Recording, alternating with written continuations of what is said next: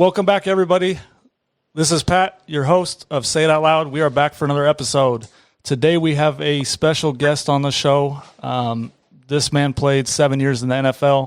He was in the NFL during all the protests and things like that, and I found it this time would be no better time to have this guy on. I met him through a mutual friend, and he got to hook up. So I want to welcome Rishard Matthews. What's going on, Rishard? What's up, man? How's it going? Everything's good, man. Appreciate you for having me. Yeah, David. So I got David. David introduced or got you on the show, and I got David here with us as well. So he's here. What's up, David? So first thing I want to ask you, just to explain for the listeners and myself. I mean, I did a little background before I got on here, and I've followed you. I've watched you play, but explain for the listeners a little your background. You know, leading up through your high school days and leading up into college, and then going to University of Nevada. Some of your experiences that you had growing up. Yeah, for sure. Now my story's pretty long, man. David could tell you, I've known him since freaking 6th grade back in Lemoore, California, when we both lived and went to school on the Naval Air Base out there. Yeah, man. So my story's pretty long, man. So I lived in Lemoore, then moved to New Mexico, started playing football. Out there in New Mexico, and kind of emerged into, I guess, a good football player. Then it became kind of reality where I ended up moving back to California and started getting some kind of legit offers. Well, I committed to UTEP before I left New Mexico, and then when I went to California, I started playing better, and I ended up decommitting and committing to Oregon. But I wasn't taking my academics serious, and therefore that led me to being a non-qualifier and kind of having to go the junior college route and moving around some more, man, going to school in Texas, coming back, going to school in Bakersfield. Then eventually that would lead me, sorry, my camera keeps going off, I don't know why. But that would eventually lead me to playing school in Nevada. Uh-huh. So, and then that's where, when I got to Nevada, I kind of said, man, this is my last opportunity, take it serious this time and go out and do what I got to do to make my dreams come true. And that's what I did, man. I got drafted to the Dolphins in 2012. Nice. Yeah, I know the Dolphins drafted you. How was, so obviously the protest is kind of where I want to go with this. When in the current state, so in Nevada, you played with Colin Kaepernick, correct? Yeah, that was my quarterback. Yeah. How was there ever discussions like back in college even around like things that needed to take place for change, like with Kaepernick? Because I know obviously he was one of the main figures once the protest started in 2016, but going back to when you played with them at Nevada, was there any discussions ever like that? There was never any discussions. I think throughout, the Black community for sure, I think that the discussion for change has been forever, Right. So it's like, that's kind of obvious, I feel like. But as far as Cap, man, I mean, it was just unfortunate that they were able to successfully kind of like blackball him, because, a lot of people don't know this stuff, but when I first moved to Nevada, Cap was the first one to bring me in. And I mean, he has a great family. A lot of people don't know he's adopted. He has a great family. Brother, sister, mom, dad, we're all, good people. When Cap brought me in, man, he always wanted me to hang out with him, like, hey, come over here, whatever. But he's real like spiritual and stuff like that. So he would I remember that he had a 300. I forgot those cars, 300. Like when they first came out, and he had like an alligator on the front. Mm-hmm. It always shake like every time he moved. You just felt like the alligator was watching you. But he was really into church. Mm-hmm. So he took me to church one time with him, and he was, we're listening to gospel music and stuff like that. And if you know me, I'm not really like, I'm into stuff, but like, I don't really do those types of things. And we get to church. He's sitting in the front row. Obviously, everybody knows who he is. Everybody's staring. Can't wait till the service is over so they can come shake his hand and stuff like that. And I'm like, man, like I said, if you know me, I don't like to have a lot of attention on myself. I'm really low key, Yep. just, even through being, NFL and all that stuff, I still like to, keep a low profile. So, long story short, I stopped kind of hanging out with him because I'm like, man, I don't really go to church. He's always trying to pick me up every Sunday to do stuff. I'm like, bro, I don't really get down like that, but like I said, so it kind of was unfortunate because, people try to make his character what it wasn't, and it's just I'm glad people get to kind of see and they're open to what's going on now. What people have been, I guess fighting for a long time, and we still got a longer path to go. But as long as we're making, I guess, strides in the right direction, then But I don't think we never discussed any. It wasn't ever on the table as far as like having the discussion, you know what I'm saying? Yeah, during college. The open conversation needs to be started and continue, not started and ended, kind of like it did back then. Instead of opening the conversation back when the protest started, it kind of opened and blew up and then went away for a little bit, is what, at least from my opinion, or from my viewpoint in the football. I agree. And that's the power that people have on this world and in this country. They have the power to convince people to think in ways that they didn't even think about thinking until they place that I guess that deciding factor right in front of them. And that's what they did with Cap. Instead of talking about things that needed to be talked about like we are now, all of a sudden, and it's like they decided to use it towards the flag and he's being disrespectful for this and that, when they don't even know that he was sitting on his ass in the first place. And a soldier is the one who told him to take a knee, right. So it's like, but people, when you live in a country that's the way it is today, or I guess then it's getting better now, but, I wouldn't even say it's getting better. Right. It's, I guess we're talking about it more now, but the fact that we still saw what we saw the other day for 9 minutes is kind of disgusting, but, I don't want to say this. Yeah, I don't want to say it is what it is, but like I said, the fact that people were able to put that deciding factor as the narrative for the flag and disrespect and all that stuff, and then people just ran away with it, and then he successfully was blackballed out of the NFL, and he hasn't had a job since. Right. There's no other quarterback, by the way, that's gone to the Super Bowl, done what he did, created Kaepernicking when people were kissing their biceps and shit, and never has played for another team, by the way. Never has had another workout for another team, by the way. That's the first of its kind. So, kind of. Yeah, no, what you said about. Kind of odd, don't you think? I found it crazy when you said he was sitting first. I remember it was preseason, right? The first and second game of preseason, he actually sat for the anthem. And nobody noticed. Nobody said anything. And then the soldier came and said, "Why don't you take a knee instead?" And that's when he started getting heat for it. Was when it, got brought up. But when they say the disrespect thing, I kind of have a weird feel. Like, so the disrespect thing, growing up, I've never looked at someone taking a knee and saying that's disrespectful. Whether it's in sports, when someone gets hurt, everybody on the field takes a knee. When a man proposes to his wife, he takes a knee. When you're praying, you take a knee. Tim Tebow took a knee when he prayed. So I can't even think of a situation other than the flag supposedly is disrespectful to take a knee. That's it's not like he stood on the sideline and turned his back to the flag, where I would say that would be disrespectful to the flag. But taking a knee has always, to me, been a sign of kind of respect. You're getting down, you go down to to play with the child, you get on one knee to play with them and get on his level. You know what I mean?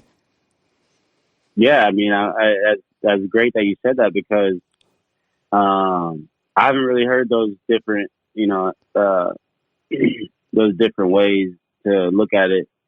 But I think it's great. I believe, I'm not sure exactly like what they did, because I believe it was just my stepmom and my dad that went at the time.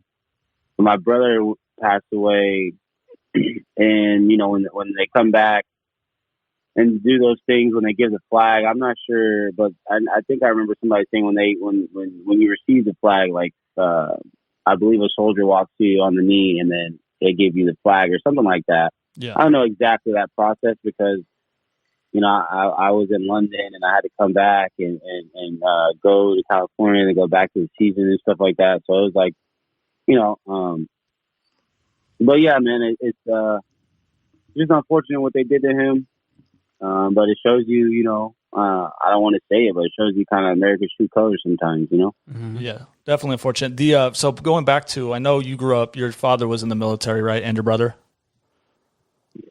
So I know. And my sister. And your sister as well. Okay. And her husband. So you grew up in a military-based family, right? So you grew up around that. Basically. Was there any, so initially, I read an article, I don't know if it's true, and I just said initially you were kind of hesitant to protest because of that, growing up in a military family.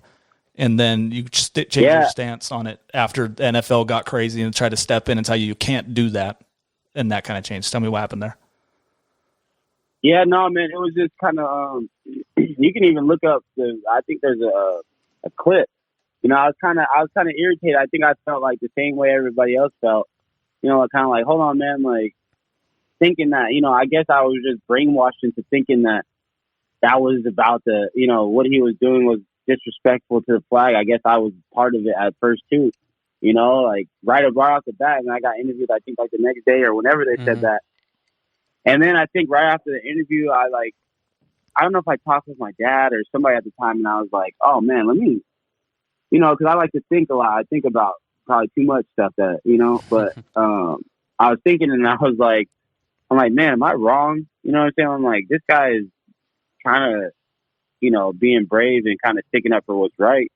So I decided to take a different stance, and I'm like, oh man, you know what? I actually have no problem with it. You know what I'm saying? Like, I was wrong, basically, for ever thinking that. I can't believe I was even that naive to, I don't know. I can't believe I even put my thought process in that type of manner to think that way. But I guess when you grow up, especially military, when you grow up military and you're all about,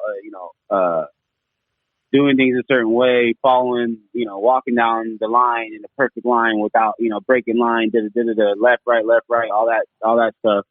You lose track of reality, I guess the real world, and you lose track that there are people that suffer, so I quickly changed my stance and strongly supported him. Right. The other thing, I know a lot of people stayed back, and I read this today, there was like 10 teams. I remember back, it's been a while, but I remember there was full teams staying back in the locker room, but they didn't get as much criticism as the individuals taking a knee on the field, which staying in the locker room on purpose, wouldn't that be, isn't it similar in a way? Or is it more respectful to stay back? I think so. I think staying in the locker room is just as powerful as staying, right. Taking a knee. I mean, I guess you choose to, I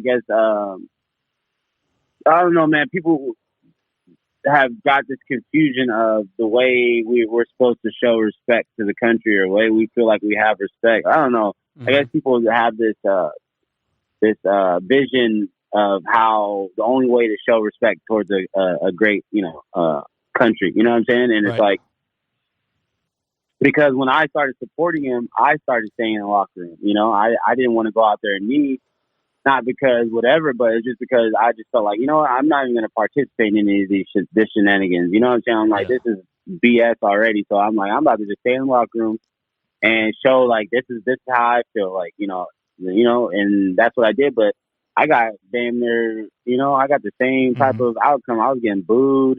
All that stuff. I mean, mind you, I'm scoring touchdowns, catching passes for a team, put my body on the line for a team in a city and stuff like that. Right.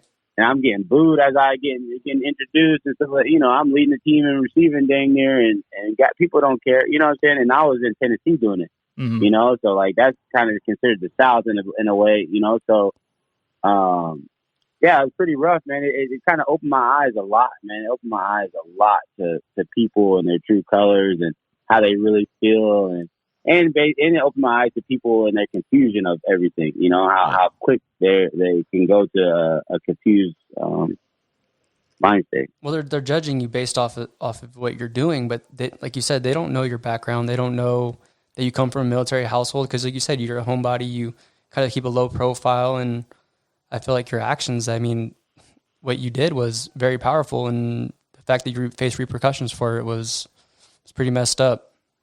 I mean, now today, if you did today, I mean, you'd have so much support, and same for Cap. I'm sure you'd have a job and not to worry about it. Eric Reid wouldn't have to worry about making a big deal about going to a team and playing a sport, just for his beliefs. I mean, it'd be a lot different, but it's crazy that the things that have to, like, literally a guy has to, go through what he went through for 9 minutes and no longer be here for us to be able to even have people open their minds to this discussion anymore. Yep. You know what I'm saying? Because before that even happened, you could probably bring the whole situation up, and then there'd still be people saying, yeah, I don't care, but he needs to respect the flag type crap. I mean, like, for example, we had the Drew Brees comments still after everything, but it is what it is. I mean, what can you do?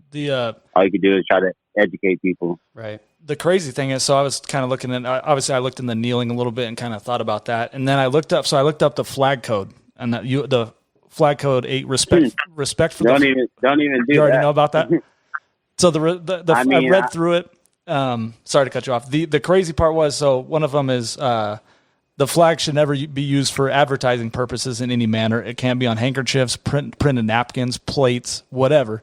So why? And there's nothing about standing in there or anything like that. But why is it no one points out that? So 4th of July, I'm pretty sure that I've used napkins, right, like American flag or plates or whatever the case is. You're not even allowed to put it on your body. So any chick in a bikini with or anything, because people don't want to do that because it doesn't fit the narrative. Right. It doesn't fit the narrative of basically executing a black athlete. You know what I'm saying? So if it doesn't fit that narrative, they're not going to run with it.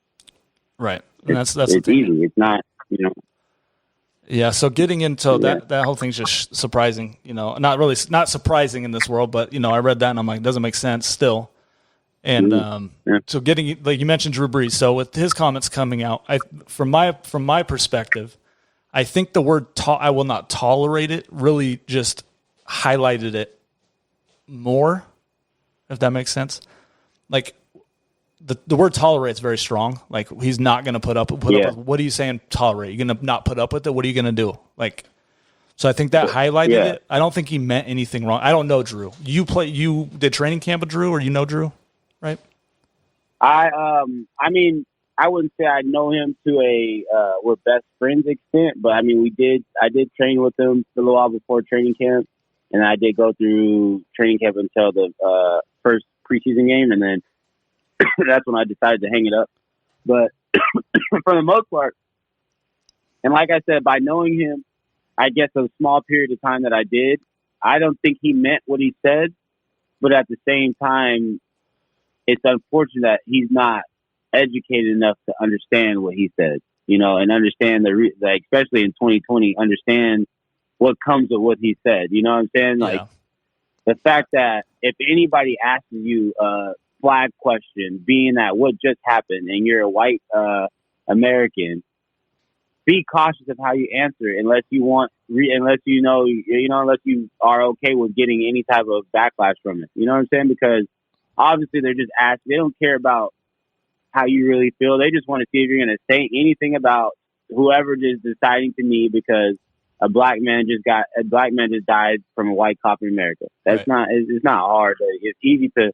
So I feel like he should have been educated enough to understand that they were just setting his ass up. But at the same time, it is what it is, because sometimes people show you their true colors without even knowing it, and then now he has to go through a whole apology tour, you know what I'm saying? So right.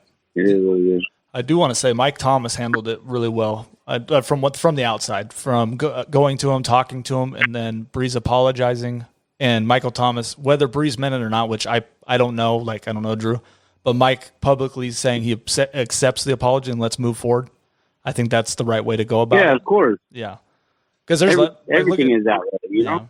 Yeah, but social media, man, I think the media and social media is such a breeding ground for negative people to just jump on the bandwagon, and people, weak-minded people will read and take a stance and just not vary from it. Don't read anything. Don't look at it from both sides of the table. Refuse to have these conversations that we're having right now, and it's It's great. I don't know. It's the world, you know. Being black in America, my friend. You know, that's what we deal with our whole lives. You know. Yeah. Well, I mean, no.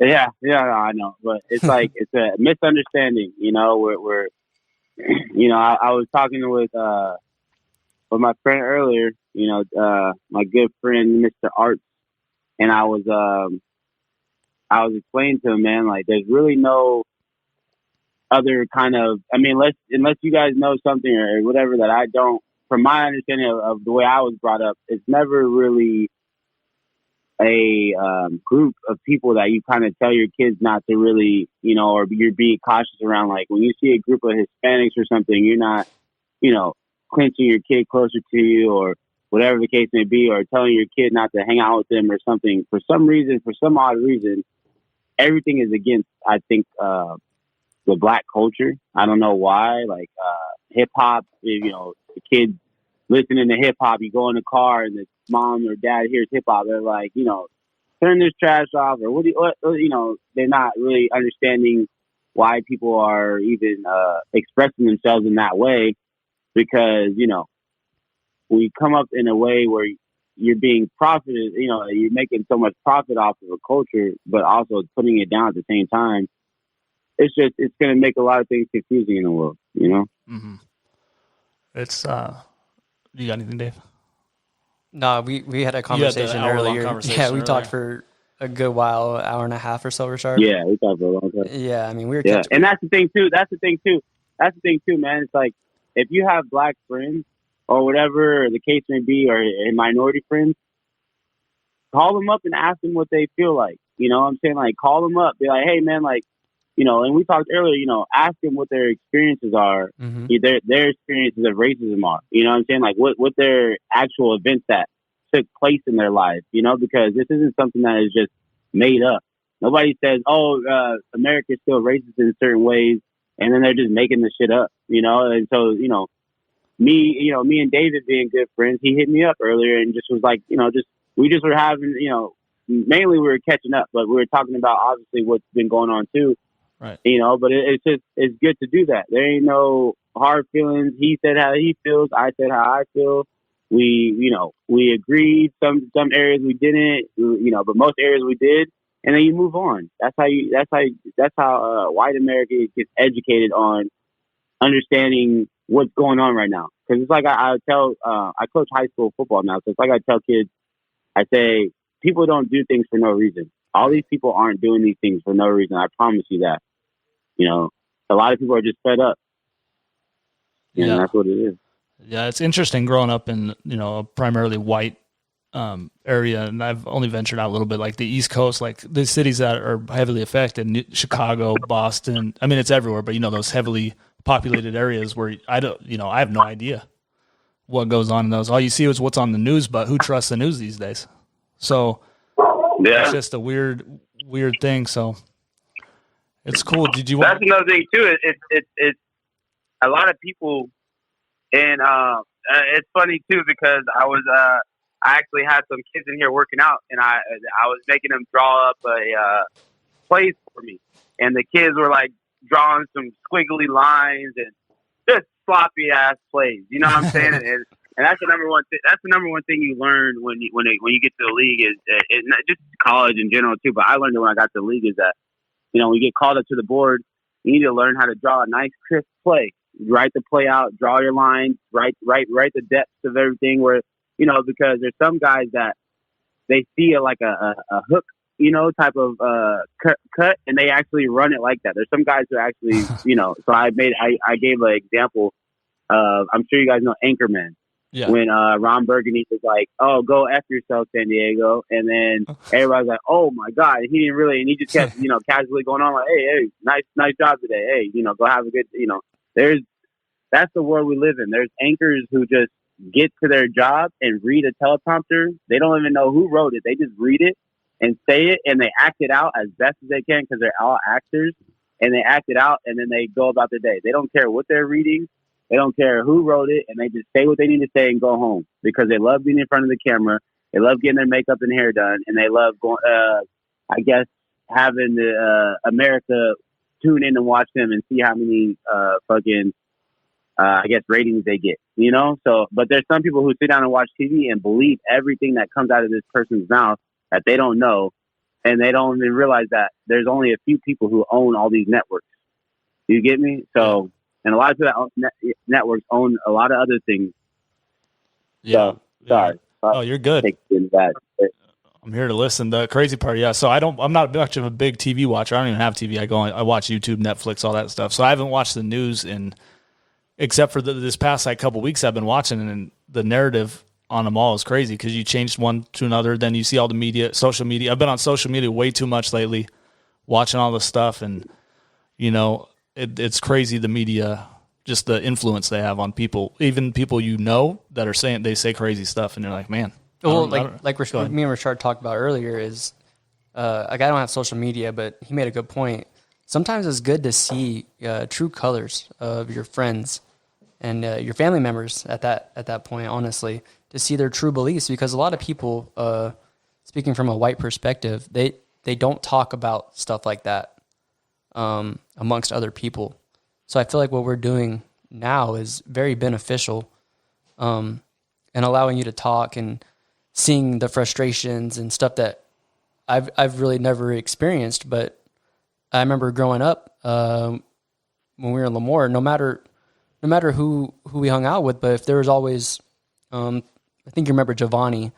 Whenever we were Giovanni, Kwame, whenever we were all together, we always got profiled, no matter where we went. And now I'm looking back on it, I'm remembering all this stuff. The base cops would always harass us, but whenever I was by myself, I never had to worry about that. So it's kind of when we talked about the privilege that white people have. They don't realize they have it unless they actually look back on it and experience it. Like, I feel like that was my first time experiencing. I never realized it until our conversation, like understanding my full privilege. And I understand that whole privilege thing, what it means now. It was crazy because a lot of people, they still don't understand the privilege that you have, and waking up every day, your whole life, and not worrying about anybody, as far as teachers, anybody, like just giving you some type of bad body language, body gestures, some little smart remarks, smart comments. I picked up on smart remarks a long time ago as a kid because my stepmom was pretty smart with the mouth, and like I picked up on like how people talk. So, I guess she helped me out in that area because there's a lot of people that are really slick with their, and I don't even know if you want to call it racism or whatever the case may be, but a lot of white people don't understand that even me today, I mean, I'm a successful, black man.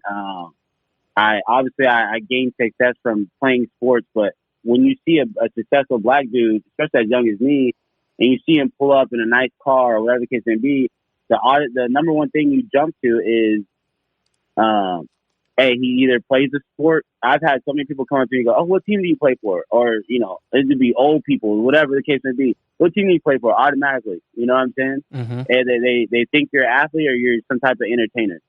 That's it. So I was telling David earlier, until we could change that, it'll be always, kind of the same. But as far as like the white privilege thing is that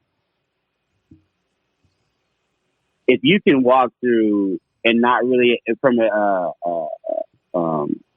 authority perspective, you don't have to worry about kind of you see a cop. It's not, you don't really have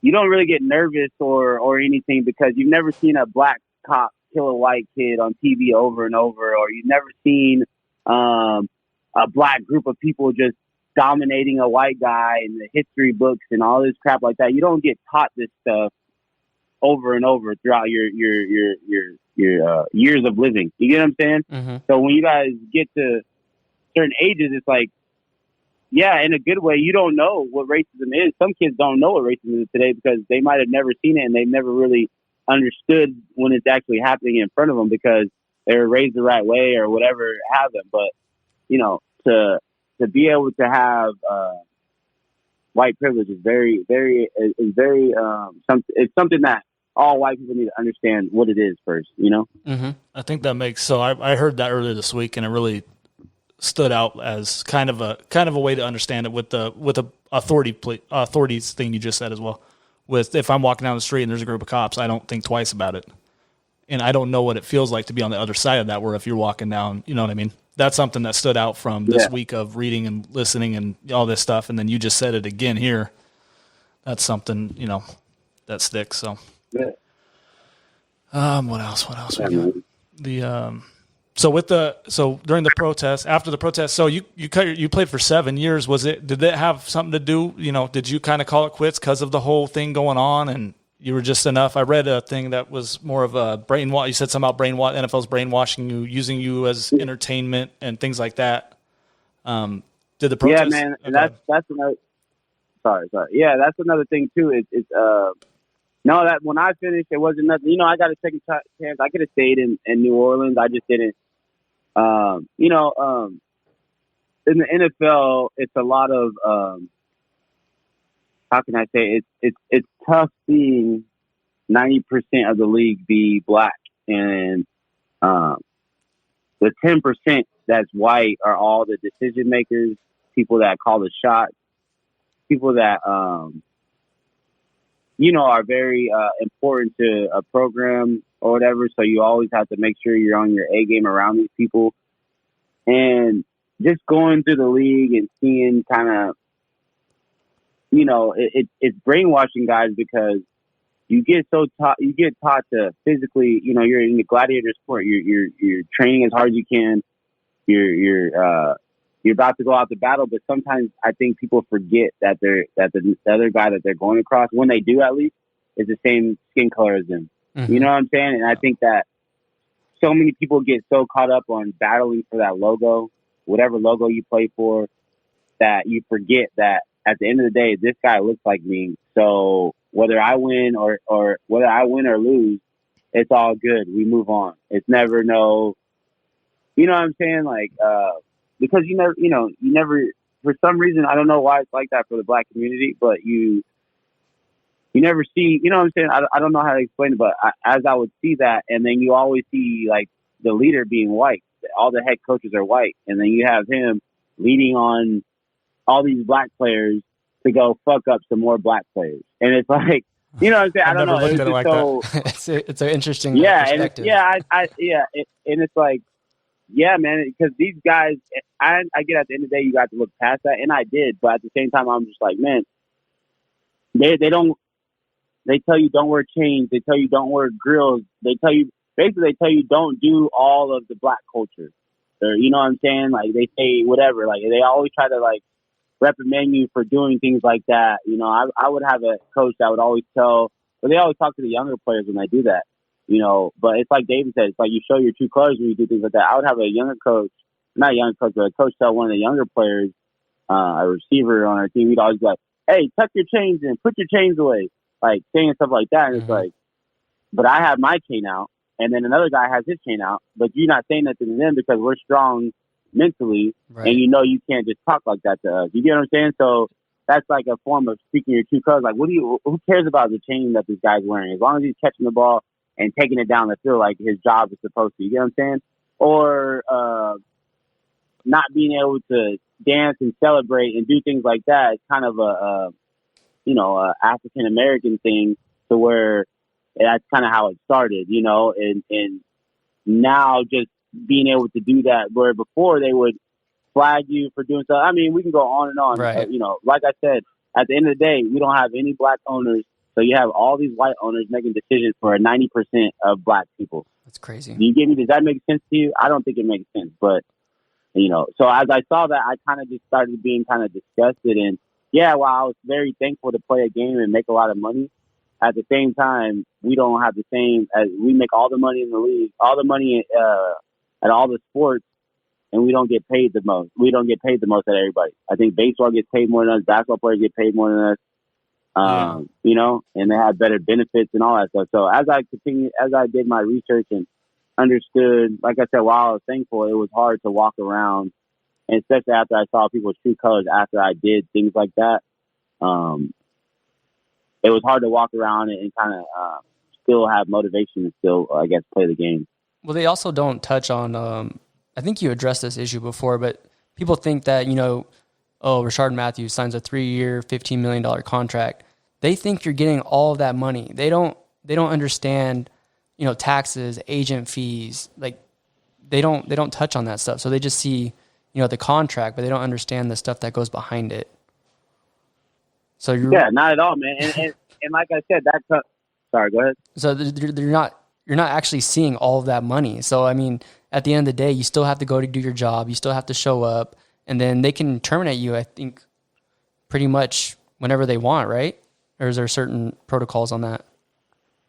No, whenever they want. If they want to release you, they can. I mean, it just depends on what date you hit. Do they owe you money before this date or after this date? You know what I'm saying? Like, the technicalities of that, it just depends on your contract, terms. But other than that, man, it's like, that's another thing too. And I don't mean, obviously everything's about race today because of what's happened and stuff like that. But it's tough, man, because I didn't fully gain the confidence even to go about without an agent until I saw Richard Sherman and how he was doing his things. Because that's another thing. We grow up, as young black men, we grow up to go make so much people who don't look like us so much money. And if you look at a draft and you look at things like that, we get taught to have a financial advisor, have an agent. It's like imagine being this guy, Drew Rosenhaus. He's the highest paid agent for all. Like, you act like he's getting people paid. If I have Antonio Brown as a client, Antonio Brown is getting himself paid. Yep. You give me as Drew Rose, I didn't do nothing. I might have sparked some numbers up, but if Antonio had the same courage to spark some numbers up himself, he would have did that. You get what I'm saying? But when you grow up as a, that's another way how people, I guess, keep us down, is because every time you see a draft, you see a white GM and a white head coach saying, "Oh, look at this black guy. Look how much better he's going to be than the next black guy." And then another rotation. And let's draft this black guy, and look how much better you're going to be than this next black guy. And then you got an agent that goes, "Hey, I'm going to support you and be here whenever you need, and I'm going to take 3% of your money." So I signed a $5 million deal, right? Or 15, whatever. So 3% of that, I'm writing out a $150,000 check every year to my agent with no tax. He don't get, that's not tax, free. You get what I'm saying? Mm-hmm. And it's like, bro, you ain't doing $150 worth of no work. You know what I'm saying? Like, I don't care who you are. You ain't even doing $5,000 worth of work. Like, I can understand if you're sending guys stuff doing this, but no agent is doing that. And a lot of these agents, imagine, my deal was what it was. Imagine Odell's agent. Imagine, like I said, this guy Drew Rosenhaus, he's rich based off of having 15 top of the line athletes that they're going to get signed those deals no matter what, if they're with Drew or not. You get what I'm saying? Yep. But we're not educated enough. They keep us down and our vision blurred so much. And then that's on us, that's on the black community. Like, we got to do better in educating ourselves to do things like that. But kids grow up and they're just like, man, I'm just trying to get drafted. I'm just trying to come out of this poverty, make money, and retire my family. Trying to get that logo. That's all on there. That's all that's on there. You said what? So trying to get that logo like you were referencing. They're playing hard for it. Exactly. They're trying to get a logo that like people don't care. Mm-hmm. That's why even too when I was playing, I kind of stopped doing community things because I got tired of putting on the jersey and just going to take a picture in front of the camera with the jersey on, and it makes the logo always look good. You get what I'm saying? Yeah. So I did things on my own. I would go to local places and do things and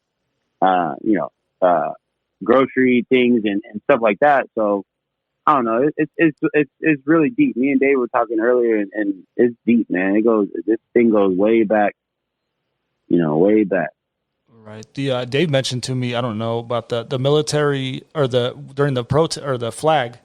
Is there finances involved with the NFL and the military? Yeah, man. Like, this is something that Dave brought up, and I was like, I did not know. I had no idea. I mean, to my recollection, I could probably. I'm not 100% positive. I'm like 90%, I guess. I don't know. Works for me. But that the military pays. That's advertising, man. Everybody pays somebody to advertise, right? Mm-hmm. So if you're going to advertise on the NFL stage, you're going to have to pay the NFL. You get me? Mm-hmm. So the military pays the NFL to do all that patriotic stuff that you think is just so, disrespectful to take a knee against and all this crap. But what's the disrespect in that making the military pay for doing it in the first place? Mm-hmm. Yeah, he told me that. I was like, wow. Yeah, well, definitely. he made a good point. Like the salute to service. Like, after the Kaepernick stuff, they really hit the military narrative hard. Yeah. They were gearing everything like, oh, we stand behind the military, and then all of a sudden Roger Goodell comes out this week with an apology saying, oh, maybe we weren't right. So with that, I saw that, and Goodell is, obviously he's a commissioner. He's the puppet for the owners. So it's hard to I'm not saying don't put any blame on Goodell, but the owners are the one that drives that bus, I feel. And that's where Rishard's point was, the 90% of the league is black, and you have no people with a voice, no freedom of speech, which is what the flag, right? It's insane. Yeah. So and it's crazy. It is crazy. It's yeah. So we could go all day on this stuff. I wanted to have you on because I know you were in the midst of all that, like just stuff, and obviously it's still going on today. I think it's going to be wait till the season. How do you feel about? Do you think the season's going to go off as planned?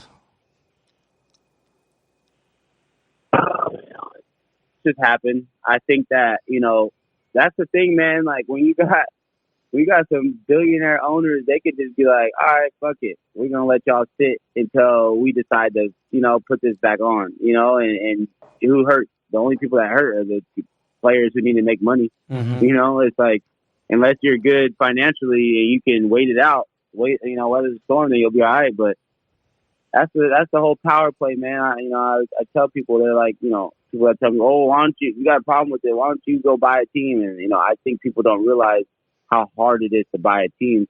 And I think people don't realize that the owner has the choice to sell it to whoever they want to sell it to. Mm. So I can sell it to whoever I want to. Literally, there's no rule that says that I have to sell it to this person. You know what I'm saying? Yeah.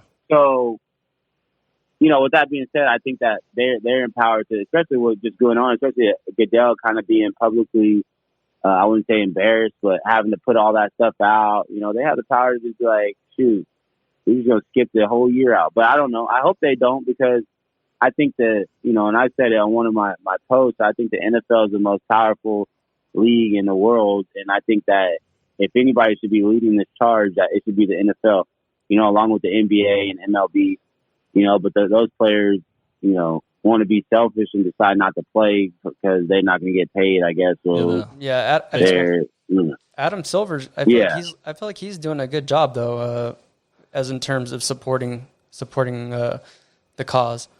He's trying to do his part. Yeah, I think basketball has always been kind of like, imagine if we, when everything happened last time, this whole thing came around and like LeBron and all them were wearing like I Can't Breathe shirts. Right. Imagine if the NFL came out there doing some things like that. Man, we'll all get cut. Right. They'll all find some type of way to get rid of us. Man, they're slick, dude.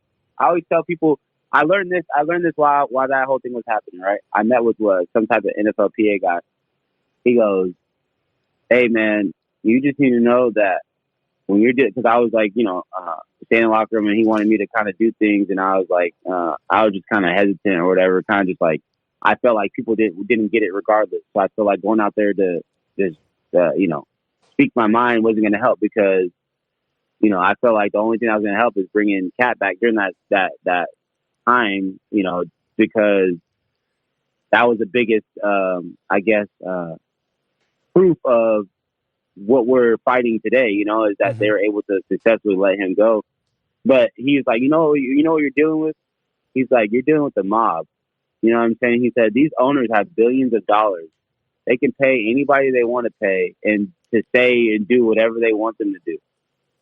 So, yeah, I don't know. I get that. That's the one thing that it's kind of hard to not, like what I talked about, the disrespect for the flag and the kneeling and all that, but because it's a job, like you're doing a job, like I think that's the only thing they can stand on is it's their company. They can say, you can't do this, you can't do that. But, at the end of the day, it's up to, right.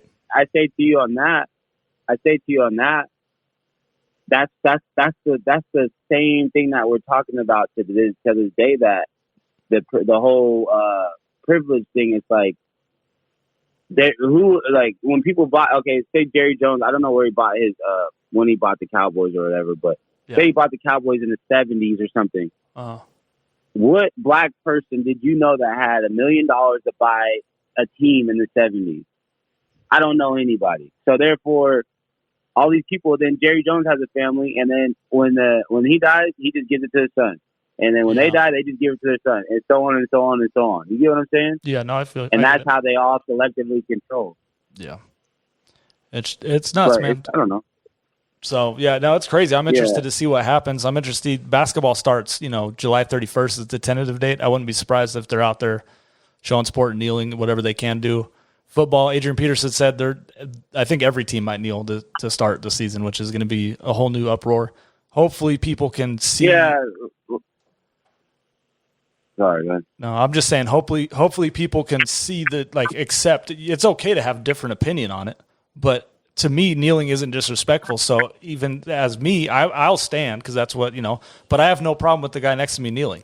You know what I mean? It doesn't affect me. You know what I mean? It doesn't. I'm not going to, when I see him on TV kneeling, I don't have to go, I'm not going to hang out with that guy ever. And I don't fault the guy for kneeling because I get what the message they're trying to send. So what does it hurt? You know what I mean? That's kind of hard to put that into words, but. No, yeah. Basically, you're saying that you respect, you respect the person if they stand or kneel. You're not going to hate somebody over it. And that's what these people are doing. Some people are sending death threats and doing things I don't even know what people were saying on my comments. Sometimes I entertain it, sometimes I don't. But yeah, man. I mean, at the same time, hopefully history. They say history repeats itself. Last time everybody was kneeling too. Every owner was strapped together and, "Ooh, I'm for you." And then was what happened? The same thing happens however long later, whenever that was, the same situation happens. For the same reason that Cap was kneeling, the same situation happened just a little while ago, The one thing in broad daylight, huh? The one thing I saw, I brought me something. So with the kneeling thing, so with all these protests going on TV, there's a bunch of videos going around with the protesters. The police, they're asking the police to kneel with them. They all kneel, and then they all, together. So if it's disrespectful, why would anybody ask them to kneel with them? And everybody does it. The whole street, the whole protesting community kneels with the police, and they're like, "Look at these police! They're kneeling with the protesters. They're showing respect for the cause." But then you can't just kneel. You know what I mean? So it's just interesting how people construe it and change it based on the narrative surrounding. Well, it's a power play. I think it's crazy. Rishard was referencing. Yeah, it's all a power play. So if they can take any power away from the protesters, that's one way to do it. Yeah, it's nuts. So anyway, the looting thing. Everybody wants to say looting. Okay, so if you anywhere you but people are all around, you have large amounts of people. Anywhere nobody's in there, and you bust the window to some high fashion store, let's just say Gucci or Louis Vuitton. Everybody's gonna run in there and get something. Everybody. That's just normal. You can't blame protesting on people looting. There's people who, when these situations happen, they know, okay, it's time to go loot. Hey, get your stuff, and we're gonna go get some shit now. There's those type of people, but you can't involve them with the protesters, and that's what these media outlets do. Yeah, no, they're completely different people. There's people that don't, that are taking advantage of the situation, and there's just protesters that are standing up for the right thing, and people taking advantage of the wrong thing. So there's nothing. That's just, to me, that's plain and simple. That's cut and dry. I don't understand how people are sticking up or lumping them in one group. Is what Yeah. So, and a lot of people like to say they're tearing up they're tearing up their neighborhoods, their own this, their own that. They shouldn't do that to their community. But it's in America, when I mean, I don't know how you guys raise your kids or if you have kids. I know David has a little stud son. Yeah, I got 3. So I'm saying, like, you're familiar. So when I raise my kids, I for sure am going to be, if I'm not already, going to be very, I guess, how do I word it? I'm going to open, instill them with understanding that everybody breathes the same air and everybody bleeds the same color. So we're all one big community in America. For as all I know, I mean, if we're doing America versus another country, then I get it. But at the same time, America is one big community. So if they're tearing this down, then I guess they're tearing down.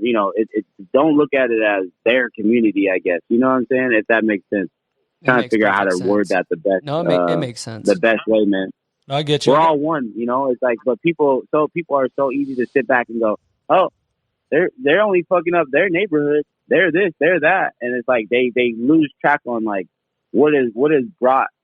I tell people, like, people do things for a reason. So what has brought these or persons to this?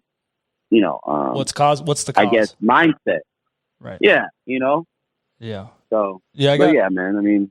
Yeah, I got 3 kids, and we sat them down. They're young, so it's hard to have these type of conversations with them. But they got to know what kind of world they grow up in. And I'm having the conversation. We had conversations with our 2 older ones, and they're only 5, 6, and 8. So they're young, but we didn't get too into it.